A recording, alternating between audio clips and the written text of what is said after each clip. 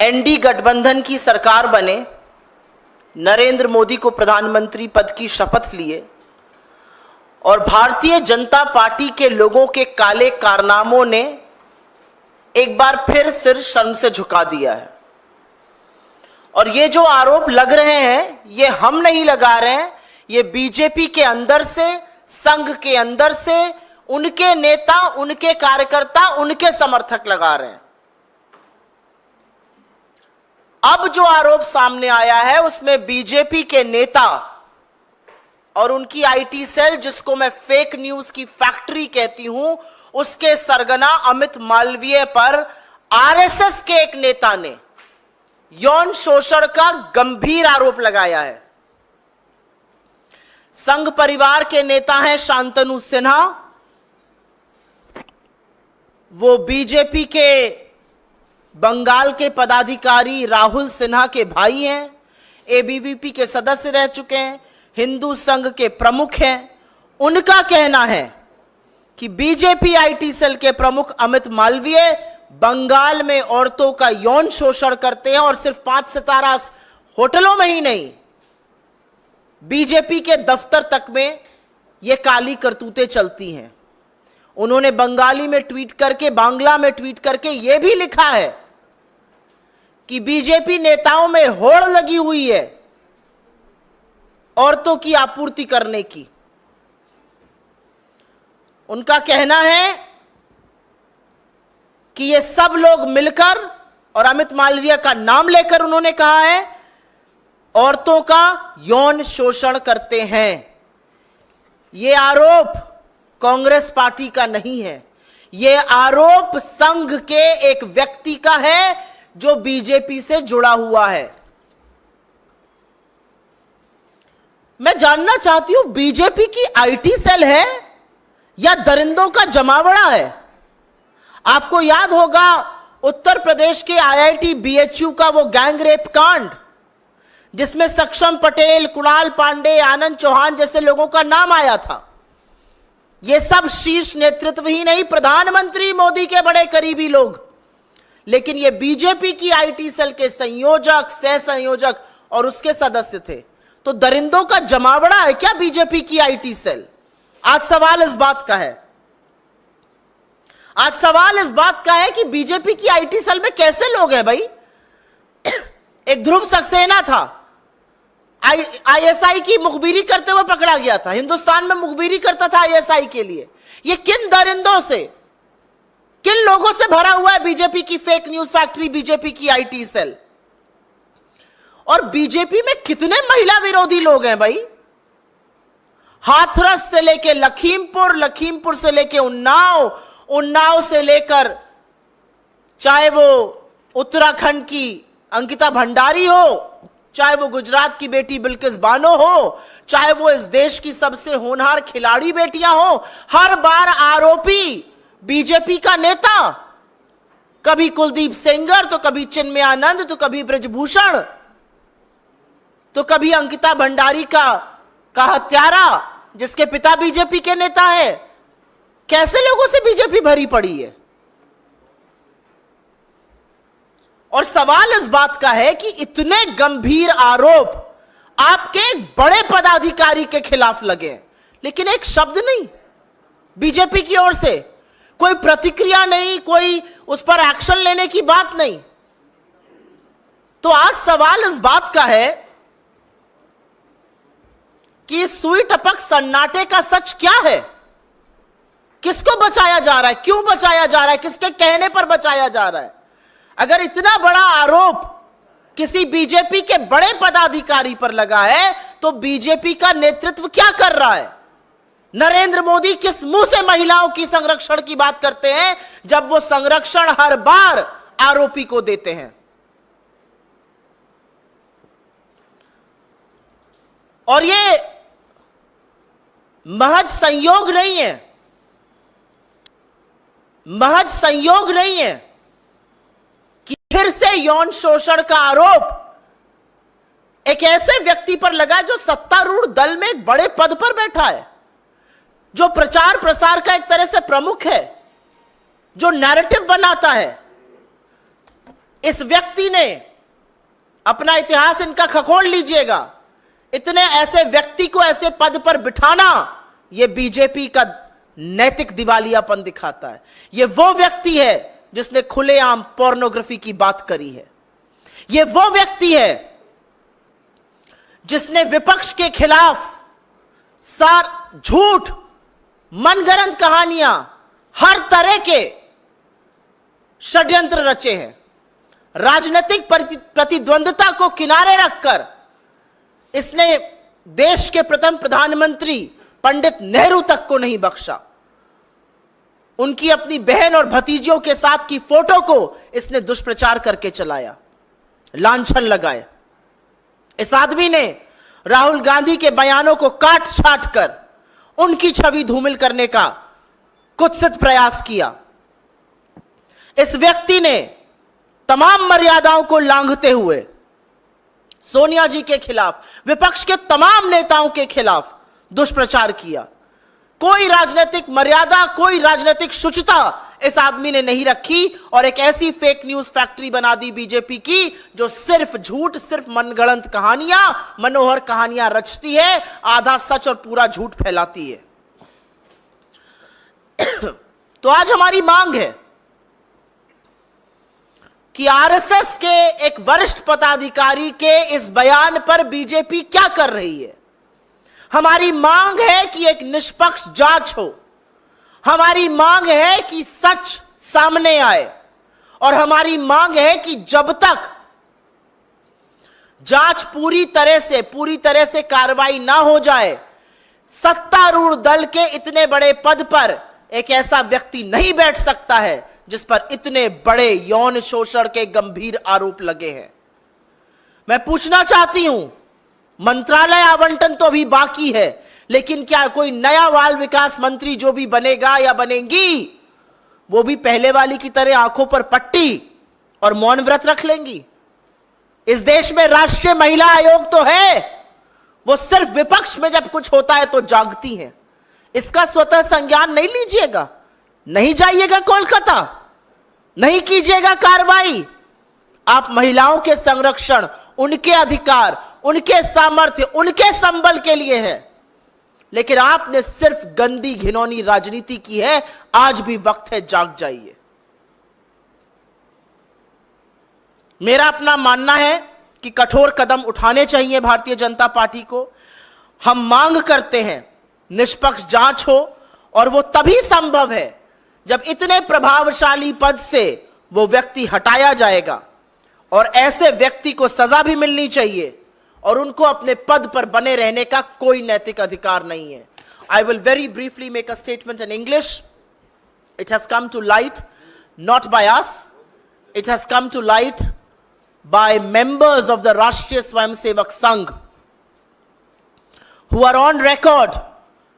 A gentleman by the name of Shantanu Sinha, related to Rahul Sinha, an office bearer of the BJP in Bengal, a member of the ABVP, a prominent member of the RSS there, has said that the BJP IT cell head, the fake news factory that Mr. Amit Malviya runs, he has alleged that Mr. Amit Malviya has indulged in nefarious activities. He has indulged in sexual exploitation of women, not just in five-star hotels, but in BJP offices in Bengal. And the only thing that we seek of the BJP is justice for women finally. Whether it is Hathras or Lakhimpur or Shahjahanpur or our most decorated athletes or Uttarakhand or Bilkis Bano, the Prime Minister has consistently given political patronage and support to perpetrators of the crime. It's high time you stand with women. It's high time you stand with India's daughters. And unless and until you do not answer their plight, you have no business to be in power. The reality is, less than 24 hours after the Prime Minister has been sworn in, very, very serious charges of sexual exploitation have been leveled against a very prominent office bearer of the BJP, the head of its IT cell. But is it to anybody's surprise? The IIT BHU gang rape, if you remember, and the three people involved, Saksham Patel, Kunal Pandey and Anand Chauhan, all members of the BJP IT cell, all extremely close to senior leaders of the BJP, including Narendra Modi. This is a pattern. It's a pattern, whether it's Kuldeep Singh Sengar or Chinmayanand or Brij Bhushan or Ankita Bhandari's murderer or those who were released, who killed and who gang raped Bilkis Bano and her family. It's a pattern. They're all BJP leaders, and each one of them has been protected by Narendra Modi. And so today we seek the immediate removal of Amit Malviya from his position. It's an extremely influential position. It's a position of power, and there can be no independent inquiry. There can be no independent probe. There cannot be justice unless and until he doesn't get removed from his position. He cannot continue in that position of authority and influence if justice indeed has to be done. He is the same man who has perpetrated one lie after the other. He has not maintained any decency in public life. He has not even spared India's first Prime Minister, Nehru. He has publicized and maligned Nehru for images with his sister and his niece. He has cut and snipped Rahul Gandhi's media bites,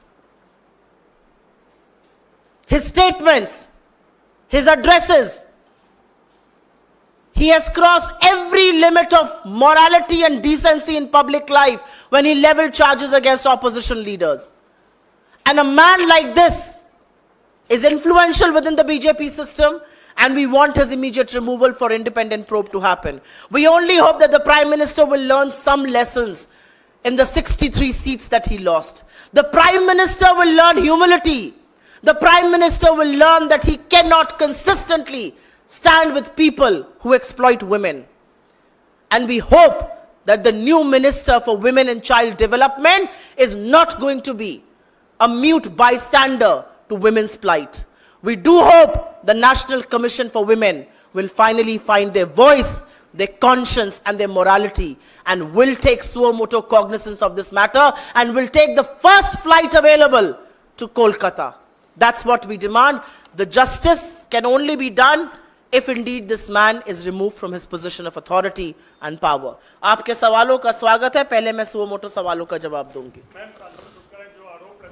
Shukla नहीं सिन्हा जो आरोप लगाए हैं कि ऐसा सिर्फ 5 star hotel ने बंगाल के भाजपा कार्यालय में हुआ, साथ ही साथ उन्होंने ये कहा कि बंगाल नेताओं में ऐसी प्रतियोगिता चलती है, कौन नेता कितनी अधिक लड़कियां आपूर्ति करते अच्छा पद हासिल करे.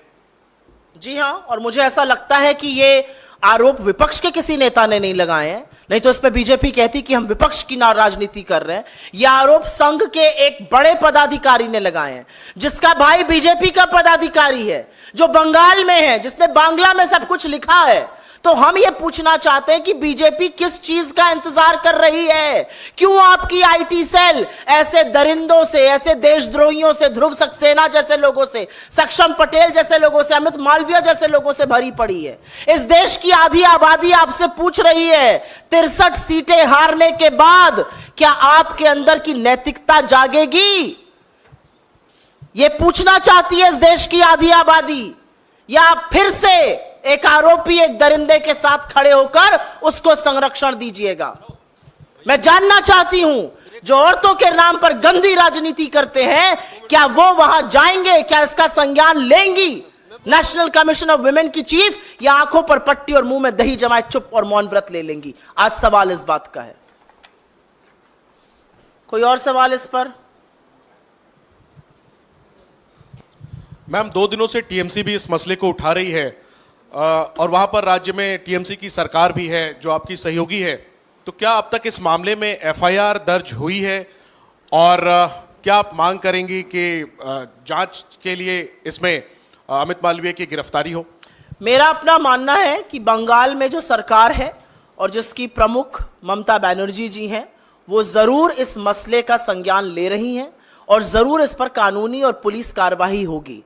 अगर एक व्यक्ति इतने गंभीर आरोप लगा रहा है बीजेपी के एक प्रमुख पदाधिकारी पर, तो आपके सामने 2 औचित्य हैं. या तो बीजेपी आए और पूरे दमखम के साथ कहे कि यह आरोप गलत है, हम इनको सिरे से खारिज करते हैं, जिसने आरोप लगाया है हम उसके खिलाफ कानूनी कार्रवाई करेंगे, करें मानहानि का दावा.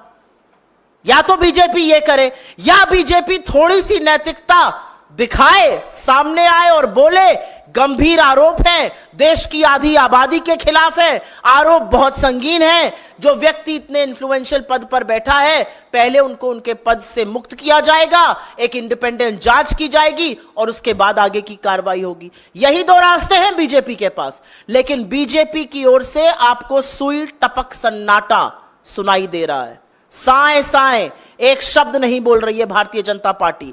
ना वो ब्रजभूषण पे बोलते हैं, ना वो कुलदीप सिंह सेंगर पे बोलते हैं, ना वो चिन्मयानंद पर बोले, ना वो हाथरस पे बोले, ना वो लखीमपुर के चीरहरण पे बोले, ना वो अंकिता भंडारी पर बोले, ना वो IIT BHU पर बोले, ना वो बिल्किस बानो पर बोले। लेकिन इस देश ने आपको दिखाया, इस देश की महिलाओं ने आपको दिखाया, आप जिसको अपनी जीत बनाकर चल रहे हैं वो निर्णायक नैतिक हार है, और बहुत कारणों से हुई। उसमें से एक कारण यह भी था कि आप इस देश की आधी आबादी के तिरस्कार में और हर वक्त संरक्षण आरोपियों को देने में खड़े होते हैं।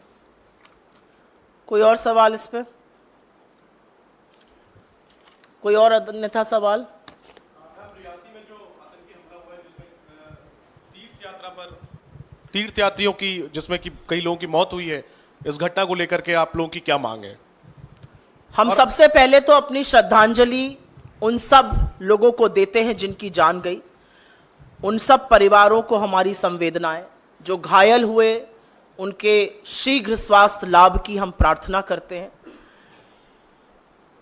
हम बिना लाग लपेट के एक बात डंके की चोट पर कहते हैं कि हिंसा और आतंकवाद के खिलाफ यह देश एकजुट होकर खड़ा है। कोई फर्क नहीं पड़ता किसकी सरकार है या नहीं है, लेकिन आतंकवाद के खिलाफ हिंसा की लेश मात्र इस देश में जगह नहीं है, और हम उसकी भर्त्सना करते हैं और उनको कायर बुलाते हैं। श्रद्धालुओं की बस पर हमला करने वाले कायर हैं और कुछ नहीं। लेकिन इस बात की बहुत गहन चिंता है कि बड़े बड़े दावे और डींगे हाँकने वाले आज इस बात का भी जवाब देना पड़ेगा कि क्या है सुरक्षा व्यवस्था जम्मू कश्मीर की। पहले तो घाटी में ऐसी वारदातें होती थी, अब जम्मू में हो रही हैं। तो आज सवाल यह भी पूछा जाएगा कि आपने हिम्मत नहीं दिखाई चुनाव लड़ने में, आप श्रीनगर से भाग गए, आप बारामूला से भाग गए, आप अनंतनाग राजौरी से भाग गए, लेकिन आप अब बताइए कि कानून व्यवस्था इतनी ध्वस्त क्यों है? श्रद्धालुओं की इस निर्मम हत्या का जिम्मेदार कौन है? आज इस बात पर भी सवाल उठेगा। मैम, सुरेश गोपी हैं एकमात्र बीजेपी सांसद केरला से। उन्होंने कल ओथ ली और अब वो कह रहे हैं उनको फिल्मों में काम करना है और कंटिन्यू नहीं करना है मिनिस्टर के तौर पर। कई लोग ये कह रहे हैं ये मॉकरी है मैंडेट का जो मिला है, और बीजेपी ने अपना होमवर्क नहीं किया था उनको उससे पहले। नहीं, ये मॉकरी ऑफ मैंडेट और होमवर्क नहीं करना तो एक बात है, ये तो हम तो शुरू से कह रहे हैं तमाम बैसाखियां हैं, अब बैसाखियां बवाल मचाएंगी। आपने कल सुना अजीत पवार जी को, आपने कल सुना प्रफुल्ल पटेल को, आप सुन रहे हैं अभी श्री गोपी को। अभी तो देखिए आगे आगे क्या होता है। अभी देखिएगा, जो एक मुद्दा प्रधानमंत्री ने निर्लज्जता से जिस पर झूठ बोला पूरे देश पर, टीडीपी उसके साथ मुस्तैदी से खड़ी है। क्या आज नरेंद्र मोदी की हिम्मत है कि वह चंद्रबाबू नायडू को बुलाकर कहें आप मुजरा क्यों कर रहे हैं? है हिम्मत नरेंद्र मोदी के अंदर यह कहने की? क्या विश्वसनीयता है ऐसे प्रधानमंत्री की? क्या नैतिकता है अपने पद पर बने रहने की? 63 सीटें आप हार गए, इस देश ने आपको नकार दिया। अब नाक रगड़ के आप एक तिहाई प्रधानमंत्री बनकर एक अल्पमत इसकी कोalition की सरकार चला रहे हैं। आपने जिस नीतीश के डीएनए पर सवाल उठाया था, आज आप उनके सामने नतमस्तक होके पड़े। तो आज पूछना पड़ेगा ना आपसे। आपका सांसद कहता जी मुझे बनना ही नहीं है, मैं बनना ही नहीं चाहता हूं, मैं तो पिक्चरों में काम करना चाहता हूं। ये इस देश के लोकतंत्र का मखौल है, और इसका सबक जनता अभी और आने वाले दिनों में सिखाएगी। अभी तो जनता ने खड़े होकर सिखाया है सबक। बस आपके अहंकार का अंत होगा, ये जनता ने मैसेज दे दिया है। समझने वाला समझेगा, जो ना समझे वो अनाड़ी है। लेकिन जो खींचतान है वो तो अभी मंत्रालयों को लेकर, पोर्टफोलियो को लेकर, कैबिनेट या एमओएस को लेकर, अभी देखिएगा क्या क्या होता है। जो व्यक्ति अपनी मनमर्जी से जो व्यक्ति तुगलकी फरमानों से, जो तानाशाही से, जो मन में आया माय वे और द हाईवे की सरकार चलाता था, अब उसको सबक सिखाएंगे इनके घटक दल, सबक सिखाएगी इस देश की जनता, सबक सिखाएगा कोalition का धर्म। मोदी जी एक बात नहीं जानते हैं और वो एक बात नहीं कर सकते हैं, वो समन्वय नहीं बना सकते हैं क्योंकि वो लोगों की बात नहीं सुनते हैं। तो देखिएगा इसका क्या हश्र होगा। जी सुप्रिया जी, जो कल की घटना हुई जिस कश्मीर में, जिस पर आप भी सवाल उठा रही हैं, लेकिन ये आतंकी घटना है, लेकिन इसको एक वैसी घटना, सामान्य घटना बताने की कोशिश की गई और ऑफिशियली ट्वीट भी हुआ है पीएमओ से। तो क्या लगता है कि एक आतंकी घटना को छुपाने की कोशिश की गई है? क्योंकि कल मुझे नहीं पता, आपको पता है कि नहीं ये बात। अगस्त 2019 से, और मैं आपको बोलती हूं होमवर्क करिएगा, आप सब करिएगा, नरेंद्र मोदी का ट्विटर हैंडल खोलिए, पीएमओ का ट्विटर हैंडल खोलिए। अगस्त 2019 से आतंकी घटनाओं में हमारे जवान शहीद हुए, हमारे ऑफिसर शहीद हुए, पुलिस के लोग शहीद हुए, लेकिन नरेंद्र मोदी ने श्रद्धांजलि का एक शब्द तो छोड़ दीजिए, उन हमलों का संज्ञान तक नहीं लिया। अगस्त 2019 के बाद से यह पैटर्न है नरेंद्र मोदी का, और आज आतंकी हमले को ढकने की, तोपने की, उस पर लीपापोती की कोशिश बेकार है। आतंकी हमले के खिलाफ यह देश एकजुट होकर खड़ा है। आतंकियों को यह बात पूरी तरह से समझानी होगी कि आप की हिंसा और आपकी नफरत के खिलाफ यह देश एकजुट है। ऐसी जरूरत कीजिएगा मत। हो गया? बहुत धन्यवाद आप लोगों का।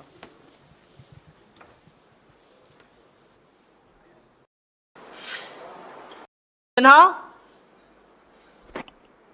वो बीजेपी के बंगाल के पदाधिकारी राहुल सिन्हा के भाई हैं, एबीवीपी के सदस्य रह चुके हैं, हिंदू संघ के प्रमुख हैं। उनका कहना है कि बीजेपी आईटी सेल के प्रमुख अमित मालवीय बंगाल में औरतों का यौन शोषण करते हैं, और सिर्फ 5 सितारा होटलों में ही नहीं, बीजेपी के दफ्तर तक में यह काली करतूतें चलती हैं। उन्होंने बंगाली में ट्वीट करके, बांग्ला में ट्वीट करके यह भी लिखा है कि बीजेपी नेताओं में होड़ लगी हुई है औरतों की आपूर्ति करने की। उनका कहना है कि ये सब लोग मिलकर, और अमित मालवीय का नाम लेकर उन्होंने कहा है, औरतों का यौन शोषण करते हैं।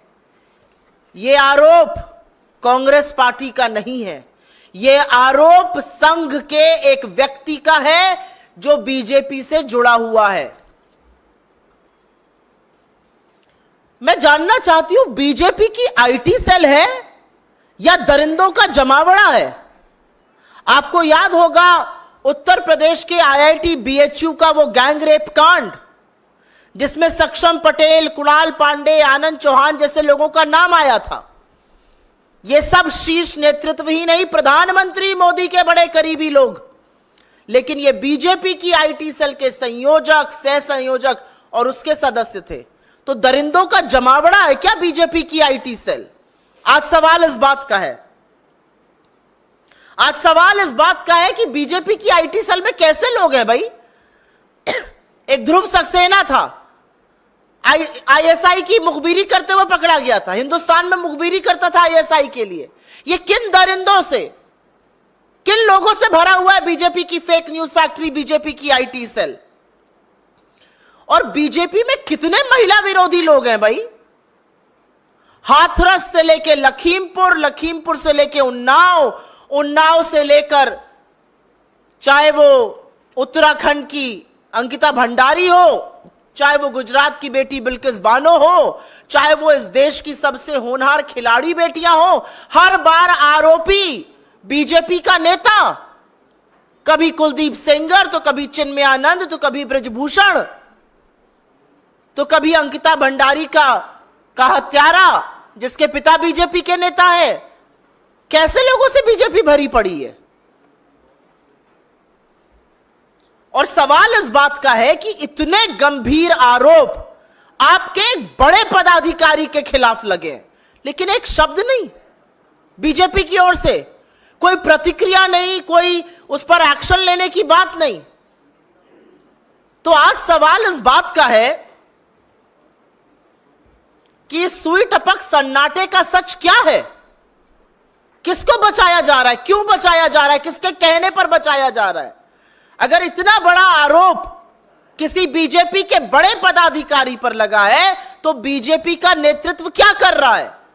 नरेंद्र मोदी किस मुंह से महिलाओं की संरक्षण की बात करते हैं जब वो संरक्षण हर बार आरोपी को देते हैं?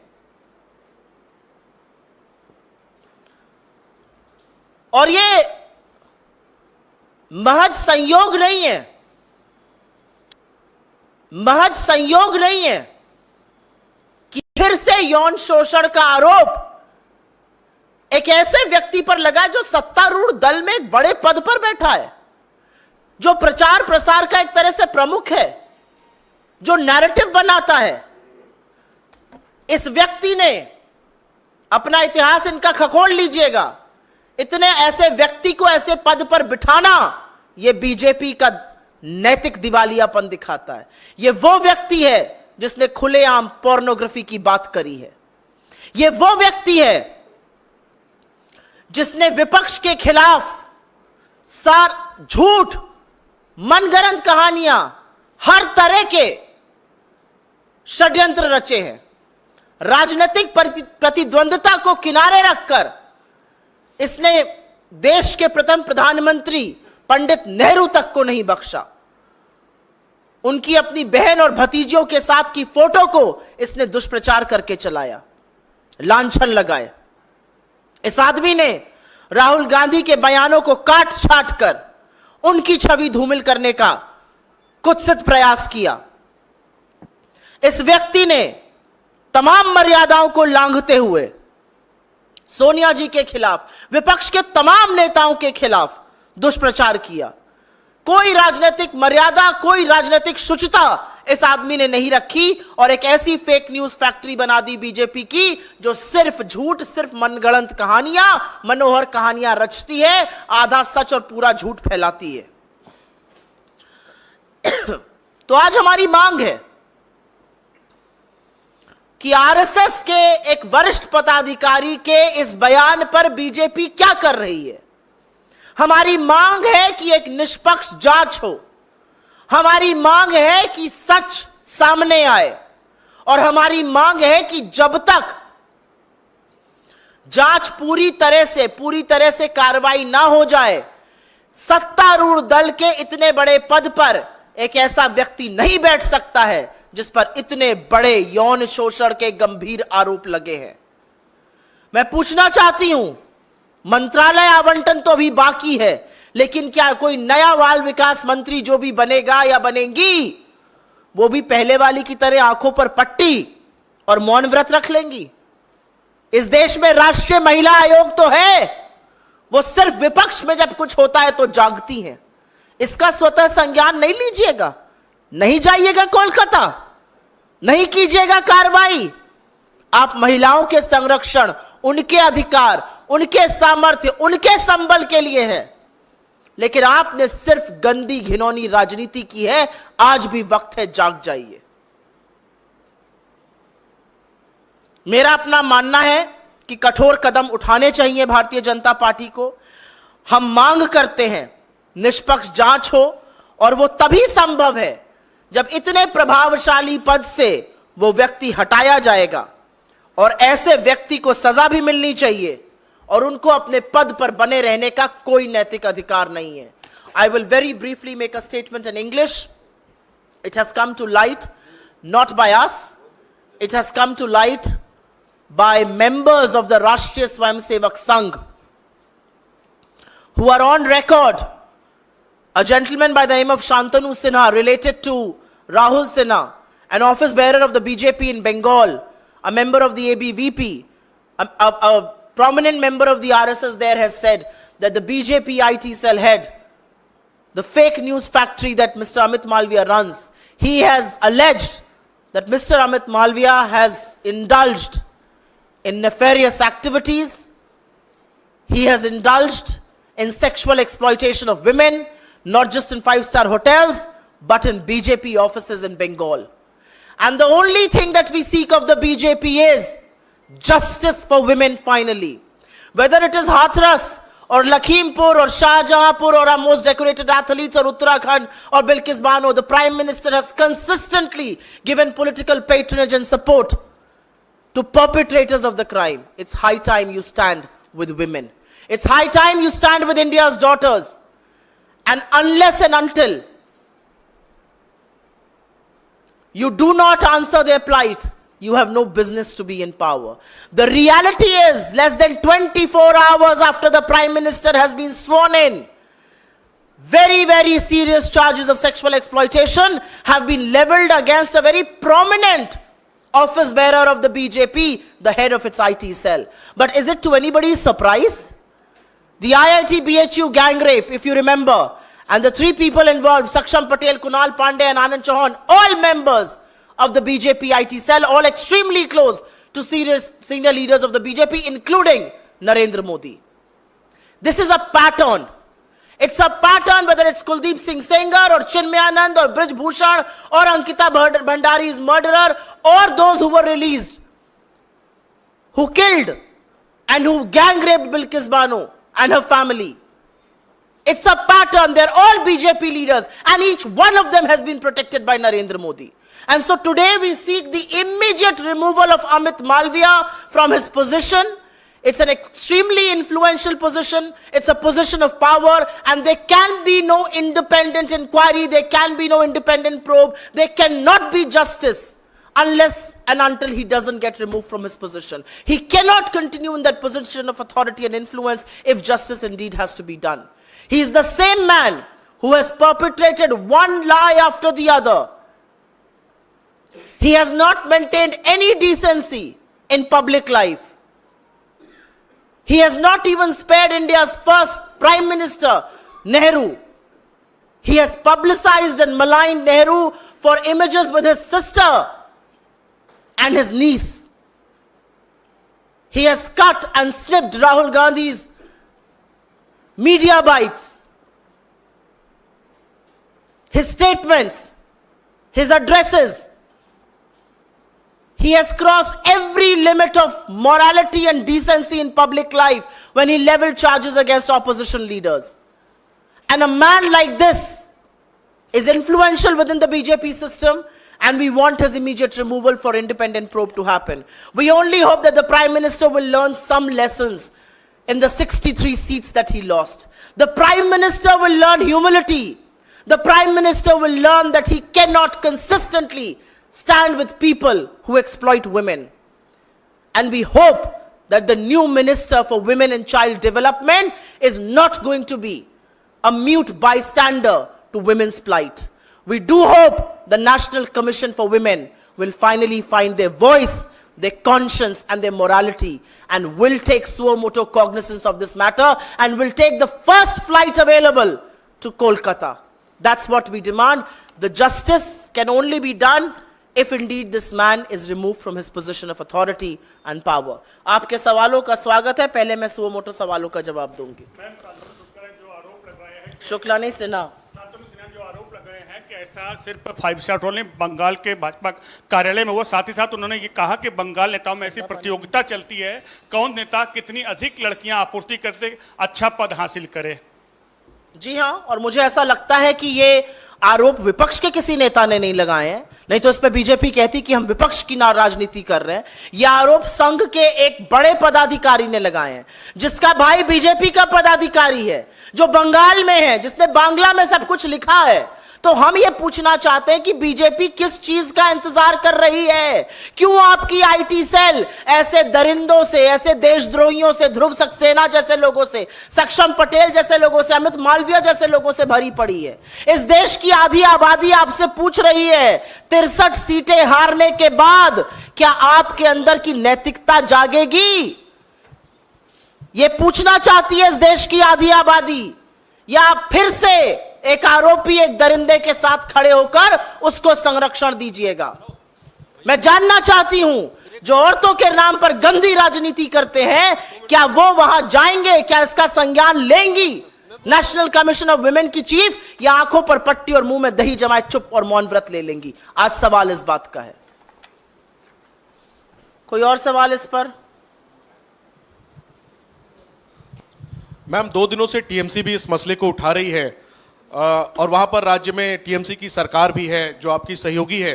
तो क्या अब तक इस मामले में एफआईआर दर्ज हुई है और क्या आप मांग करेंगी कि जांच के लिए इसमें अमित मालवीय की गिरफ्तारी हो? मेरा अपना मानना है कि बंगाल में जो सरकार है और जिसकी प्रमुख ममता बनर्जी जी हैं, वो जरूर इस मसले का संज्ञान ले रही हैं और जरूर इस पर कानूनी और पुलिस कार्रवाई होगी। अगर एक व्यक्ति इतने गंभीर आरोप लगा रहा है बीजेपी के एक प्रमुख पदाधिकारी पर, तो आपके सामने दो औचित्य हैं।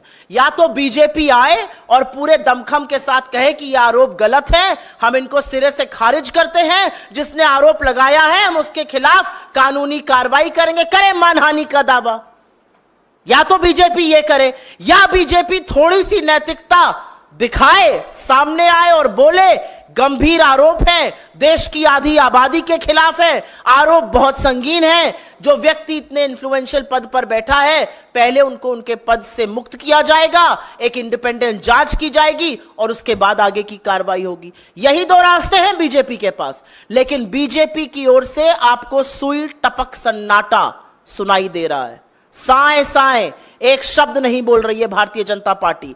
ना वो ब्रजभूषण पे बोलते हैं, ना वो कुलदीप सिंह सेंगर पे बोलते हैं, ना वो चिन्मयानंद पर बोले, ना वो हाथरस पे बोले, ना वो लखीमपुर के चीरहरण पे बोले, ना वो अंकिता भंडारी पर बोले, ना वो आईआईटी बीएचयू पर बोले, ना वो बिल्किस बानो पर बोले। लेकिन इस देश ने आपको दिखाया, इस देश की महिलाओं ने आपको दिखाया, आप जिसको अपनी जीत बनाकर चल रहे हैं वो निर्णायक नैतिक हार है और बहुत कारणों से हुई। उसमें से एक कारण यह भी था कि आप इस देश की आधी आबादी के तिरस्कार में और हर वक्त संरक्षण आरोपियों को देने में खड़े होते हैं। कोई और सवाल इस पे? कोई और अन्यथा सवाल? रियासी में जो आतंकी हमला हुआ है जिसमें तीर्थ यात्रा पर तीर्थयात्रियों की, जिसमें कि कई लोगों की मौत हुई है, इस घटना को लेकर के आप लोगों की क्या मांग है? हम सबसे पहले तो अपनी श्रद्धांजलि उन सब लोगों को देते हैं जिनकी जान गई, उन सब परिवारों को हमारी संवेदनाएं, जो घायल हुए उनके शीघ्र स्वास्थ्य लाभ की हम प्रार्थना करते हैं। हम बिना लाग लपेट के एक बात डंके की चोट पर कहते हैं कि हिंसा और आतंकवाद के खिलाफ यह देश एकजुट होकर खड़ा है। कोई फर्क नहीं पड़ता किसकी सरकार है या नहीं है, लेकिन आतंकवाद के खिलाफ हिंसा की लेश मात्र इस देश में जगह नहीं है और हम उसकी भर्त्सना करते हैं और उनको कायर बुलाते हैं। श्रद्धालुओं की बस पर हमला करने वाले कायर हैं और कुछ नहीं।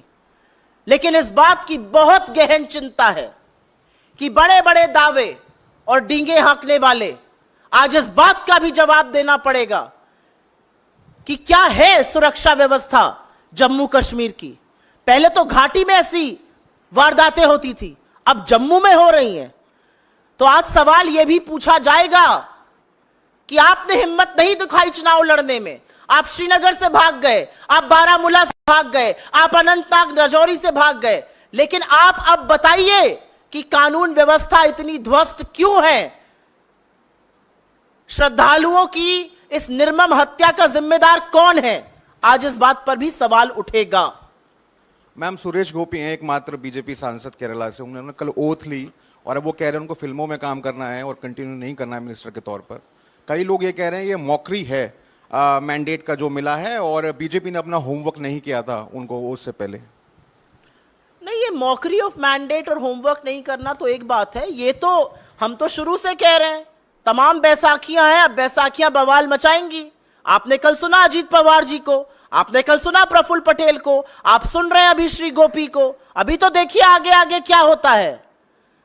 अभी देखिएगा जो एक मुद्दा प्रधानमंत्री ने निर्लज्जता से जिस पर झूठ बोला पूरे देश पर, टीडीपी उसके साथ मुस्तैदी से खड़ी है। क्या आज नरेंद्र मोदी की हिम्मत है कि वह चंद्रबाबू नायडू को बुलाकर कहे आप मुजरा क्यों कर रहे हैं?